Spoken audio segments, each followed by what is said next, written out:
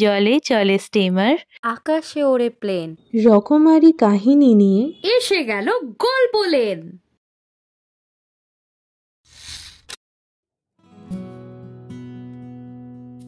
প্রাণেশ ভট্টাচার্যের সম্পাদনায় মালঞ্চ 2020 ম্যাগাজিনের 156 পৃষ্ঠা থেকে গৃহীত এই গল্প লাল টিপ।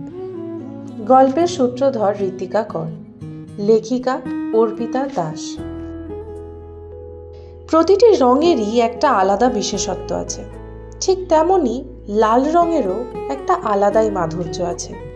রঙের এই বিশেষত্ব একটা মানুষের জীবনে ঠিক কতটা প্রভাব ফেলতে পারে তা জানা যাবে আজকে এই গল্পে।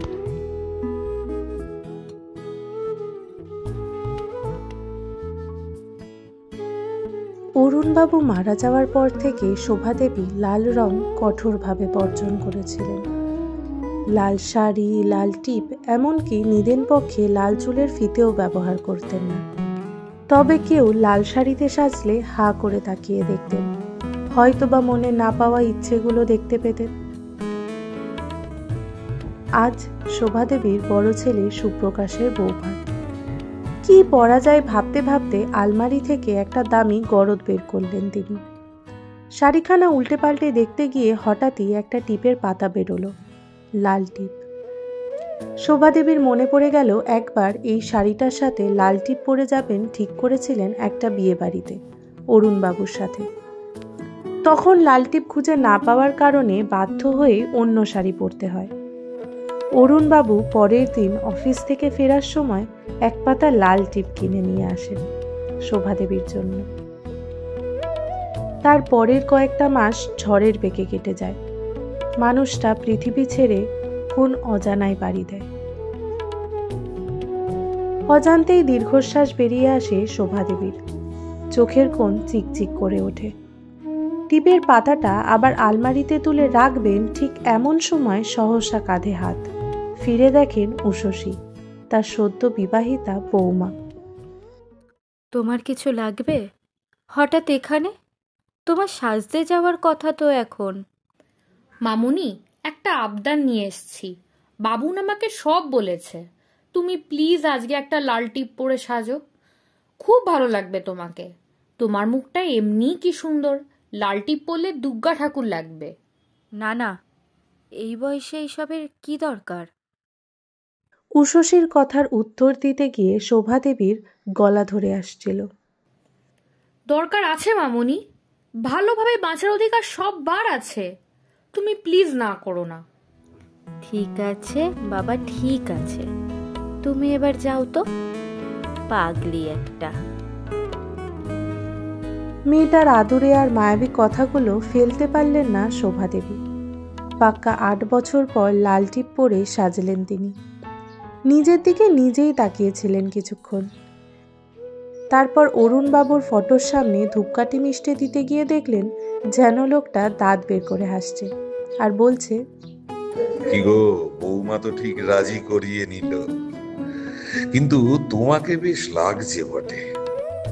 শোভাদেবী একগাল হেসে অনুষ্ঠানে তদারকিতে পা বাড়ালেন।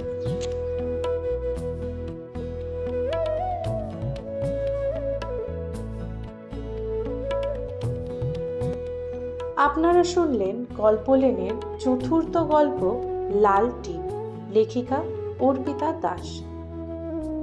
লাল টিপ খুবই সাধারণ একটা বিষয়, কিন্তু একটা মানুষের জীবনে এই লাল টিপ বা এই লাল রঙের যে কতটা গুরুত্ব আছে তা জানা যায় এই গল্পের মাধ্যমে।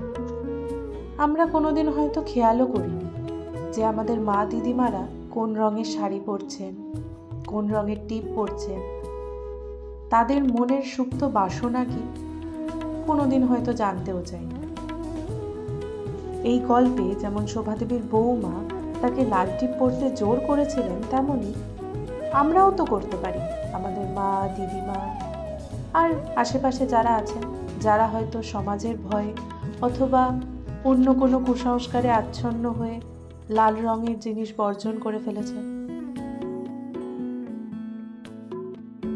এই গল্পে শোভাদেবীর ভূমিকায় ছিলেন ঋতিকা কর, উষসীর ভূমিকায় সৌমিনী ব্যানার্জি, অরুণবাবুর ভূমিকায় প্রশান্ত দত্ত এবং এই গল্পের কথক আমি তিন্নি ঘোষ। আশা করি আজকের গল্প আপনাদের ভালো লেগেছে। এরমই আরও অনেক গল্প নিয়ে আমরা বারবার ফিরে আসবো আপনাদের কাছে।